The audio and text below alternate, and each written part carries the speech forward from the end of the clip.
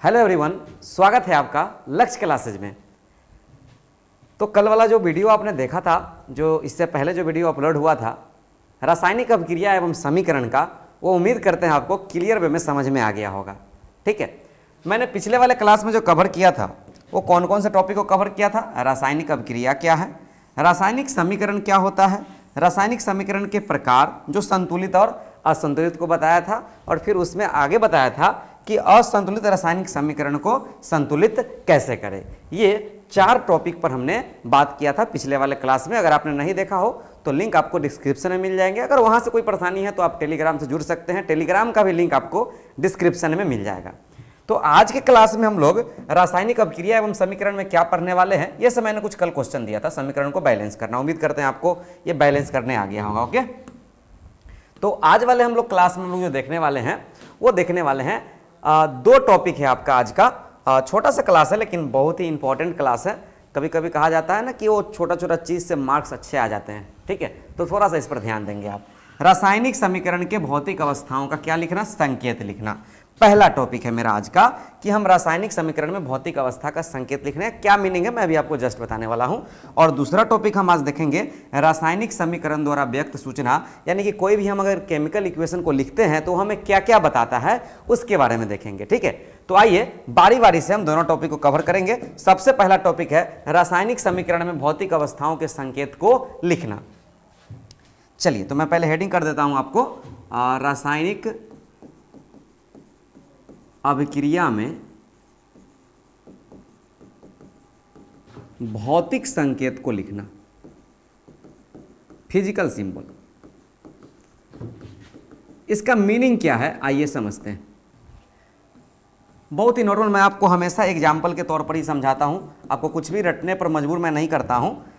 हर एक चीज़ को मैंने पिछले भी क्लास में एग्जाम्पल के दैनिक जीवन से जोड़ जोड़कर जहां तक संभव हुआ मैंने बताया था। जैसे आप देखते होंगे कि कभी कभी हम पानी को देखते हैं, H2 जल को। जल जो है 3 रूप में पाए जाते हैं, ठोस, द्रव और क्या, गैस। फिर हम पता नहीं कर पाते हैं कि जल का कौन सा रूप अभिक्रिया कर रहा है। ठीक है, जल के ठोस रूप से अभिक्रियाएं हो रही है, द्रव रूप से हो रही है, या गैसीय रूप से। गैस को क्या बोलते हैं? वाष्प। ठीक है, तो ये अगर हम किसी भी रासायनिक समीकरण के अभिकारक और उत्पाद, आपको पता है ना कि अभिकारक जो होता है उसी से बनते हैं क्या, उत्पाद। पिछले वाला क्लास में मैंने क्लियर किया था। ठीक है, ये अभिकारक जो है इसका फिजिकल स्टेट क्या है, मतलब वो फिजिकल सिंबल क्या है, वो किस स्थिति में है, वो ठोस में है कि द्रव में है कि गैस में है, वो आपको बताएगा। ठीक है, तो ये रासायनिक अभिक्रिया में ये सबसे पहले मुझे पता चल जाएगा। और भी रासायनिक अभिक्रिया हम कल लिखे थे, जैसे हम बात किए थे कैल्शियम ऑक्साइड, जिसको हमने चूना बोला था, बिना बुझा हुआ चूना। जब हम इसमें पानी डाला था तो ये बन गया था कैल्शियम हाइड्रोक्साइड, और प्लस में दिया था मुझे उष्मा, तो उष्मा भी बनता है। तो इस चीज को हमें लिखना पड़ता है किसी भी केमिकल इक्वेशन में। तो ये उष्मा को लिख देना, उष्मा का नहीं बन, उष्मा यहाँ उष्मा निकल रहा है उसके लिए प्लस में, उष्मा अगर घट जाएगा, ठंडापन महसूस होगा तो फिर क्या लिखेंगे, माइनस में लिखेंगे। और भी हम क्या कर सकते हैं, जैसे आपने चीनी का शरबत और चीनी का पानी में अगर आपको कहें कि कौन ज़्यादा गाढ़ा है, तो आप स्पष्ट कहोगे कि सर चीनी का जो चाशनी है वो ज़्यादा गाढ़ा है। तो जो गाढ़ा होता है उसको केमिस्ट्री की भाषा में उसके लिए सांद्र लिखा जाता है, और जो कम मात्रा में जिसमें मटेरियल्स होता है उसमें तनु बोलते हैं। देखो, सांद्र और तनु डिपेंड किया किस पर, वो डिपेंड किया आपको उसके अमाउंट पर। जैसे चीनी है, ठीक, तो चीनी का अमाउंट, हम यहां पर चीनी पर ही बात करेंगे। चीनी का अमाउंट अगर पानी से ज्यादा हो जाए तो वो क्या हो जाएगा, सांद्र।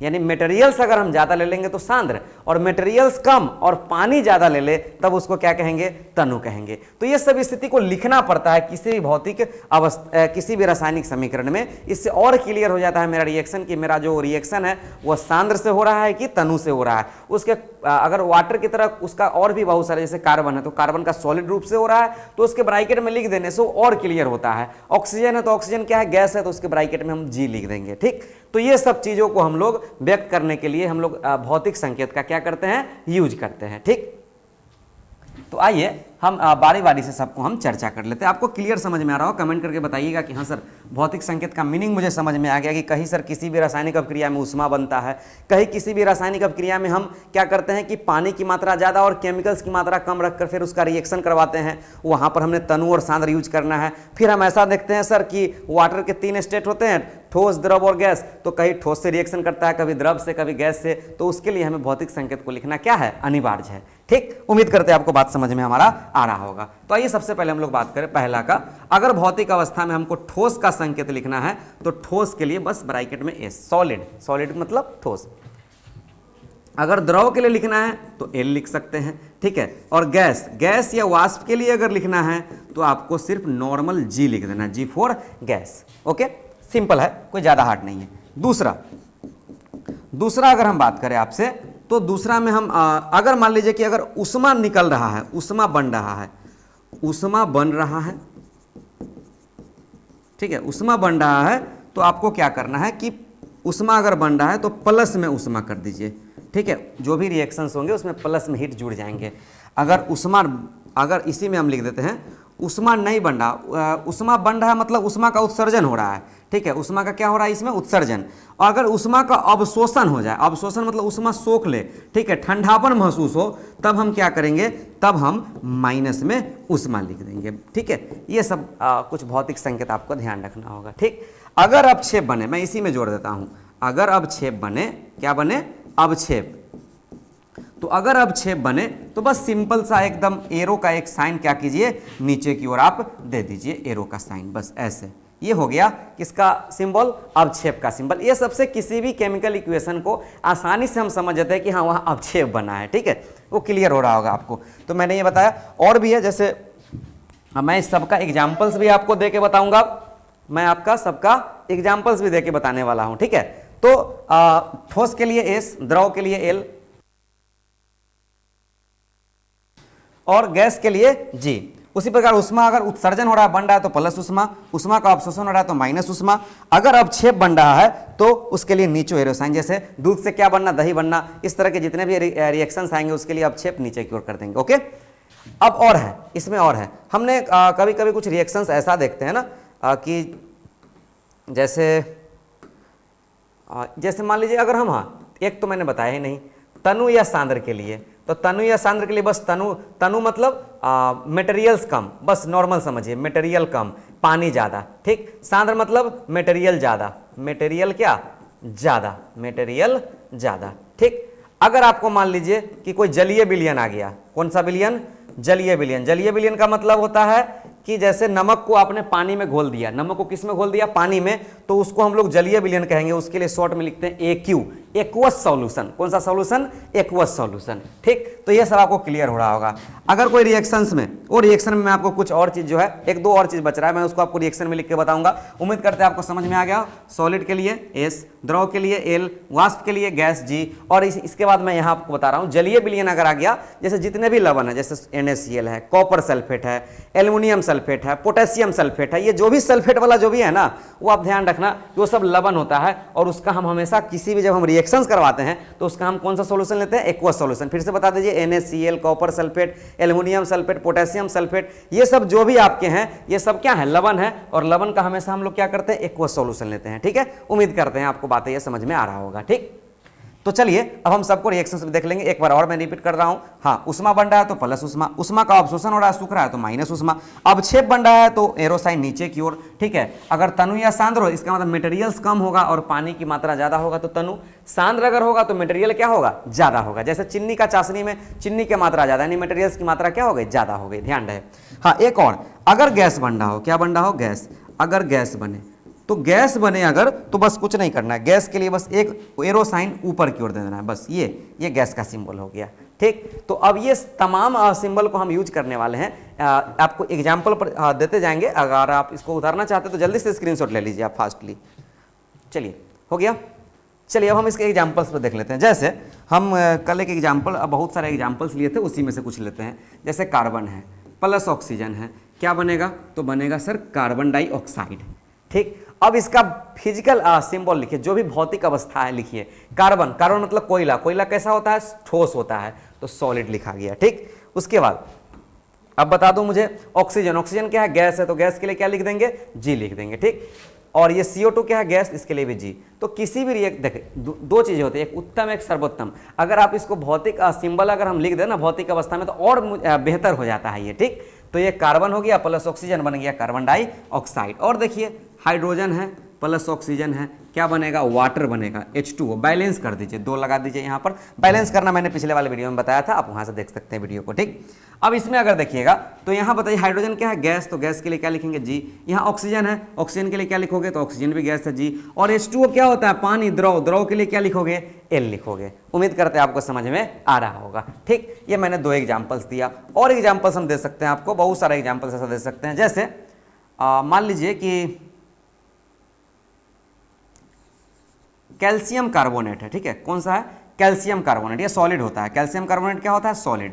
इसको मुझे क्या करना है, हीट करना है, तो हीट का ये साइन होता है, इसको हम लोग एरो साइन के ऊपर या नीचे लिखते हैं। तो ये टूट जाएगा कैल्शियम ऑक्साइड और प्लस में कार्बन डाइऑक्साइड। किस में टूटेगा, कैल्शियम ऑक्साइड प्लस में कार्बन डाइऑक्साइड। और ये कैल्शियम ऑक्साइड जो है यहाँ पर, ये किस रूप में काम करेगा, तो ये सॉलिड के रूप में काम करेगा। और ये कार्बन डाइऑक्साइड क्या होता है सर, ये गैस होता है, ठीक है। उम्मीद करते हैं आपको सबसे बात समझ में आ रहा होगा। चौथा एग्जाम्पल देख लेते हैं, जैसे लोहा का कील है, लोहा Fe, लोहा कैसा होता है, सॉलिड होता है सर, ठीक है। इसको हमने क्या किया, तनु H2SO4 से रिएक्शन कराया, तनु H2SO4 से। अब इसका आपने मीनिंग समझ रहे हो कि तनु का मतलब क्या होता है, यहाँ पर H2SO4 की मात्रा कम और पानी की मात्रा क्या है, ज्यादा है, तो ये बना लिया सर FeSO4, ठीक है। और प्लस में क्या बनाया, प्लस में हाइड्रोजन गैस। तो गैस के लिए कौन सा सिंबल है, तो गैस के लिए एरो साइन को कहाँ लगा देना है, ऊपर की ओर लगा देना है, ठीक। आपको समझ में आ रहा होगा। और यहाँ ये जो होता है ना, ये प्राय एक्वस के रूप में हो जाता है। कैसा हो जाता है, एक्वस, यानी कुछ जलीय टाइप का हो जाता है, सॉलिड नहीं बन पाता है, ठीक।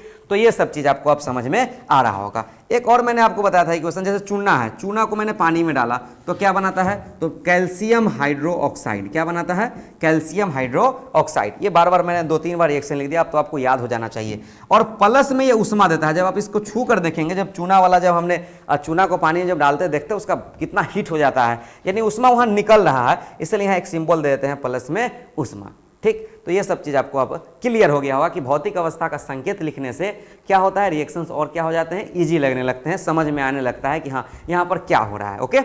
तो उम्मीद करते हैं आपको ये समझ में आ रहा होगा। कमेंट करके जल्दी से बता दीजिए सर क्या है समझ में कि नहीं, या और कुछ एग्जांपल्स दे दूं। चलिए और कुछ एग्जांपल्स ले लेते हैं। जैसे एग्जांपल्स पे ही आप पूरा केमिस्ट्री को समझ सकते हो। एग्जांपल जैसे देख लीजिए, AgCl है, इसको क्या करो तुम सनलाइट यानी सूर्य प्रकाश में ऐसे ही खुला रख दोगे इस केमिकल को, तो सिल्वर अलग हो जाएगा, क्लोरीन अलग हो जाएगा। AgCl सॉलिड के रूप में होता है, यहाँ सिल्वर सॉलिड के रूप में रहेगा और क्लोरीन क्या होता है, गैस, तो यहाँ लगा दीजिए जी, ठीक है। तो ये हो गया आपका केमिकल इक्वेशन का भौतिक अवस्थाओं में लिखना, ओके। तो उम्मीद करते हैं आपको समझ में आ रहा होगा। अब हम बात करेंगे इसके दूसरे वाले टॉपिक पर। ये सभी ऐसा रिएक्शन जब भी आएंगे तो आप लिखने का प्रयास करना कुछ इस तरह से, ठीक। आपको धीरे धीरे लिखते लिखते आपको आ जाएंगे, बिना गलती का आप सही नहीं कर सकते, तो पहले लिखने का प्रयास करना है, ठीक है। बुक खोलेंगे और कुछ क्वेश्चंस को ऐसा लिख के बताएंगे मुझे, ठीक। और प्रैक्टिस कीजिए, नहीं होगा तो मैं फिर आपको बताने वाला हूँ। तो ये मैंने पहला टॉपिक आज क्लियर किया अभी फिलहाल। अब आइए दूसरा टॉपिक क्या है, रासायनिक समीकरण द्वारा व्यक्त सूचनाएं। कोई भी हम रासायनिक समीकरण लिखते हैं, ठीक है, उससे मुझे कौन कौन सी सूचनाएं मिलती है, इस पर हम बात करने वाले हैं। तो रासायनिक समीकरण द्वारा जो व्यक्त सूचनाएं हैं, वो क्या क्या मुझे सूचना देता है। कोई भी रिएक्शंस ऐसे ही नहीं लिखा होता है, वो बहुत सारा क्या करता है, मुझे सूचना देता है, कुछ इंफॉर्मेशन देता है। तो आइए हमारा दूसरा टॉपिक है, हम उसको क्लियर कर लेते हैं। कौन सा टॉपिक मैंने बताया, रासायनिक समीकरण द्वारा व्यक्त सूचनाएं। रासायनिक समीकरण क्या है कि जब हम किसी भी अभिकारक और उत्पाद के जगह रासायनिक सूत्र का प्रयोग करते हैं तब उसे रासायनिक समीकरण कहते हैं। पिछले वाले वीडियो में बहुत सारा ढेर सारा एग्जांपल देके मैंने बताया था, आप वीडियो देख सकते हैं। वो रासायनिक समीकरण द्वारा व्यक्त सूचना, ये बोर्ड के लिए काफी इंपॉर्टेंट है और आपको समझने के लिए भी दोनों इंपॉर्टेंट है, ध्यान रहे आप, ठीक है। रासायनिक समीकरण द्वारा व्यक्त सूचनाएं, ये बहुत ज्यादा इंपॉर्टेंट होने वाला है आपको। मैं एक नॉर्मल एग्जांपल से ही आपको, मैं पहले ही बोला हूं कि मैं आपको एग्जांपल से ही सब कुछ क्लियर करने वाला हूं। जैसे मैं एक एग्जांपल ले लेता हूं, hydrogen gas plus oxygen gas बन गया वाटर H2O। बैलेंस कर दीजिए, तो यहाँ 2 लगा दीजिए। यहाँ पर आपको पता है गैस के लिए G, ऑक्सीजन भी गैस है G, और यहाँ लिक्विड के लिए L अपना लगा लीजिए, ठीक है, और ज़्यादा बेहतर हो जाएगा इक्वेशन। तो आइए इसमें हम ये जो समीकरण लिखा, इससे क्या क्या सूचना देता है। तो सबसे पहला ये सूचना देता है ये समीकरण कि इस अभिक्रिया में अभिकारक कौन है और उत्पाद कौन है। ठीक है। अभिकारक कौन होता है? जो LHS में होता है उसको क्या कहा जाता है? अभिकारक। और जो RHS में होता है उसको क्या कहा जाता है? तो उसको उत्पाद कहते हैं। या यूं कहिए कि अभिकारक अभिक्रिया में कौन कौन से पदार्थ भाग ले रहे हैं और अभिक्रिया के परिणाम स्वरूप कौन से पदार्थ उत्पाद के रूप में बन रहे हैं, यह पहला सूचना देता है। दूसरा सूचना क्या देता है? तो दूसरा सूचना मुझे देता है ये कि हाइड्रोजन के कितने परमाणु, हाइड्रोजन के कितने, 2 दूनी 4 परमाणु, ऑक्सीजन के कितने परमाणु, 2 परमाणु, संयोग करके जल के कितने परमाणु बनाते हैं? तो 2 दूनी 4 और 1 5 परमाणु बनाते हैं। यूं कहिए, परमाणु नहीं बोलने का मन है आपको तो आप अणु बोल सकते हैं। क्या बोल सकते हैं? अणु। हाइड्रोजन के कितने अणु? अणु का सिर्फ पहचान शुरू से, हाइड्रोजन के 2 अणु, ऑक्सीजन के 1 अणु मिलकर जल के कितने अणु बनाते हैं? 2 अणु बनाते हैं। तो मुझे रासायनिक समीकरण दूसरा सूचना क्या दिया कि अभिकारक के कितने अणु अभिक्रिया करके उत्पाद के कितने अणु बनाते हैं। ठीक है, फिर से पहला बता दीजिए रासायनिक समीकरण द्वारा व्यक्त सूचना है। पहला मुझे बताता है कि अभिकारक में कौन कौन से पदार्थ भाग ले रहे हैं और अभिक्रिया के बाद कौन सा उत्पाद के रूप में पदार्थ का निर्माण कर रहे हैं। ठीक है, जैसे यहाँ अभिकारक के रूप में हाइड्रोजन और ऑक्सीजन है, अभिक्रिया करके उत्पाद के रूप में क्या बनाया? H2O बनाया। ठीक है। दूसरा, अभिकारक के कितने अणु, अभिकारक के कितने अणु या परमाणु अभिक्रिया करके उत्पाद के कितने अणु या परमाणु बनाते हैं? 2 हो गया। तीसरा, इसी में आप ऐड करके लिख सकते हैं, ये भार निकाल लेंगे। कल भी मैंने भार निकालना सिखाया था। एक हाइड्रोजन का 2 ग्राम, तो 2 दूनी कितने? 4 ग्राम, यानी ये 4 ग्राम हो गया। ये 16 दूनी कितना? 32 ग्राम। यानी ये आपको मतलब मान लीजिए भी समझ में नहीं आ रहा तो मतलब बस इतना समझो ना कि हाँ यहाँ भार की चर्चाएं हो रही है, तो फिर वैसा ही बोलेंगे कि रासायनिक समीकरण द्वारा व्यक्त जो रासायनिक समीकरण में मुझे बताता है कि अभिकारक का कितना द्रव्यमान या कितना भार संयोग करके उत्पाद का कितना भार बनाता है। 3 मैंने बता दिया। चौथा, अभिकारक का कितना आयतन, यहाँ आयतन की पहचान में शुरू से, यहाँ 2 भी, V फॉर वॉल्यूम। ठीक है, यहाँ 1 भी, अब क्रिया करके कितना जल का कितना आयतन बनाया? तो ये 2 आयतन बनाया, 2 भी।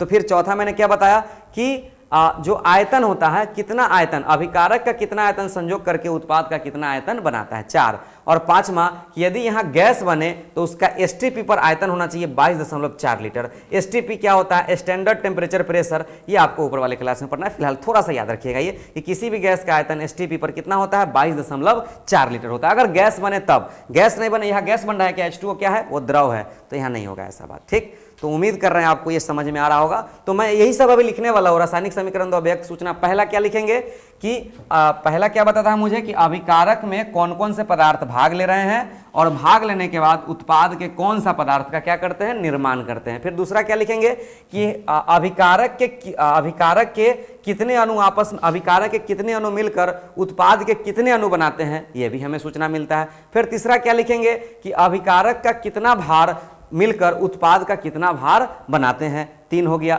चौथा क्या लिखेंगे? अभिकारक के कितने आयतन मिलकर उत्पाद के कितने आयतन बनाते हैं, यह भी सूचना देता है मुझे। और एक लास्ट क्या लिखेंगे कि यदि उत्पाद में अगर गैस बन रहा हो तो उसका आयतन STP पर 22 कितना लीटर? 4 लीटर होना चाहिए। यही बात अब हम लिख रहे हैं। ठीक है, तो आइए सभी बात को हम यहाँ लिख देते हैं और ये आपका टॉपिक क्लियर हो जाएगा। ओके, पहला क्या लिखेंगे हम?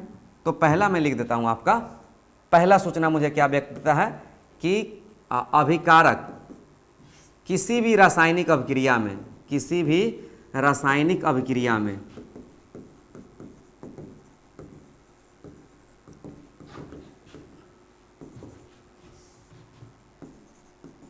अभिकारक के रूप में कौन भाग ले रहे हैं, कौन भाग ले रहे हैं एवं उत्पाद क्या बनाते हैं, यह सबसे पहला सूचना देता है। Okay, clear? आपको समझ में आ रहा होगा, मैंने एग्जांपल से सब क्लियर किया। दूसरा हम क्या लिख सकते हैं? तो दूसरा हमने बताया कि अभिकारक का कितना, अभिकारक के कितने अणु या परमाणु आप कह सकते हो। ठीक है, कितने अणु या परमाणु मिलकर उत्पाद का कितना अणु या परमाणु बनाते हैं, यह दूसरा सूचना मिला मुझे। ठीक है, मैंने एग्जाम्पल भी लेकर अभी आपको जस्ट बताया, वीडियो आप बैक करके देख सकते हैं। ओके, तीसरा मैंने क्या बताया? भार के विचार से। किसके विचार से? भार के विचार से किसका भार पहले बोलना है? अभिकारक। सब में तो पहले अभिकारक तब उत्पाद। अभिकारक का कितना भार संयोग कर, संयोग मतलब जुड़ना, उत्पाद का कितना भार बनाते हैं, कितना भार बनाते हैं। यह मुझे चौथा सूचना मिला। ठीक है, सॉरी तीसरा। चौथा सूचना मैंने क्या बताया था? आयतन से संबंधित। किससे संबंधित? आयतन से। अभिकारक का, हाँ, आयतन के विचार से, ऐसा आप लिख दो, जैसे भार के विचार से लिखा ना वैसे ही, आयतन के विचार से अभिकारक का कितना आयतन संयोग करके, ठीक है, उत्पाद का कितना आयतन बनाता है। ये एग्जाम के लिए काफी इंपॉर्टेंट है। ठीक है, जल्दी से इसका स्क्रीनशॉट लीजिए। एक मैं और लिख देता हूं कि अगर गैस बने तब क्या होगा। हो गया स्क्रीनशॉट इसका सर? ओके, चलिए एक और सूचना है, इसका लास्ट है, पांचवा, कि यदि उत्पाद में गैस बनता है, यदि उत्पाद में क्या बने? गैस बने, तो उसका आयतन कौन सा पर? एसटीपी पर, स्टैंडर्ड टेम्परेचर प्रेशर पर कितना होना चाहिए? 22.4 लीटर होना चाहिए। ठीक, बस ये बात ध्यान रखना है। ओके, एग्जाम्पल तो मैंने आपको बता ही दिया है शुरू में, जिसकी सहायता से आपने पूरा इसको समझ लिया। जैसे हाइड्रोजन प्लस ऑक्सीजन का मैंने एग्जाम्पल बताया। ठीक है, एग्जाम में लिख भी सकते हैं इसकी सहायता से। आप क्या बताओगे सबसे पहले? कि यहाँ अभिकारक के रूप में हाइड्रोजन और ऑक्सीजन भाग ले रहे हैं और उत्पाद में क्या बनाते हैं? जल बनाते हैं, पहला। दूसरा, यहाँ पर हम देख रहे हैं कि अभिकारक में हाइड्रोजन के 2 अणु और ऑक्सीजन के 1 अणु अभिक्रिया करके उत्पाद के कितने अणु बनाते हैं? 2 अणु बनाते हैं। फिर तीसरा, भार के विचार से हाइड्रोजन का 2 दूनी कितना ग्राम? 4 ग्राम, ऑक्सीजन का 1 का 16, 16 दूनी कितना? 32 ग्राम, संयोग करके जल के कितने ग्राम? 36 ग्राम बनाते हैं। 2 दूनी 4 और 16 दूनी 32, 32 और 4 36 ग्राम। फिर चौथा, आयतन के विचार से हाइड्रोजन का 2 आयतन, हाइड्रोजन का कितना आयतन? 2 आयतन, और ऑक्सीजन का 1 आयतन मिलकर जल का कितना आयतन बनाते हैं? तो 2 आयतन बनाते हैं। ठीक, ये हो गया। अब हमको लास्ट वाला नहीं लिखना है, क्योंकि यहाँ गैस नहीं बन रहा है उत्पाद के रूप में। ठीक, तो उम्मीद करते हैं आपको ये क्लियर, आपको समझ में आ गया होगा कि रासायनिक अभिक्रिया, रासायनिक समीकरण द्वारा हमें व्यक्त सूचना क्या क्या मिलती है। क्या क्या मिलती है बता दीजिए। तो सबसे पहले मुझे जानकारी मिलता है अभिकारक का क्या, कौन भाग ले रहा है और उत्पाद क्या बन रहा है। दूसरा जानकारी क्या मिलता है कि अभिकारक के कितने परमाणु या अणु अभिक्रिया करके उत्पाद के कितने परमाणु या अणु बनाते हैं। तीसरा क्या मिलता है? भार के विचार से अभिकारक का कितना भार संयोग करके उत्पाद का कितना भार बनाते हैं। फिर आयतन के विचार से, ठीक है, अभिकारक का कितना आयतन संयोग करके उत्पाद का कितना आयतन बनाते हैं। अगर यदि गैस बन जाए उत्पाद में तो उसका आयतन होना चाहिए 22.4 लीटर एसटीपी पर। ठीक है, 22.4 लीटर पर मोल। ओके, तो उम्मीद करते हैं आपको ये दोनों टॉपिक क्लियर समझ में आ गया होगा।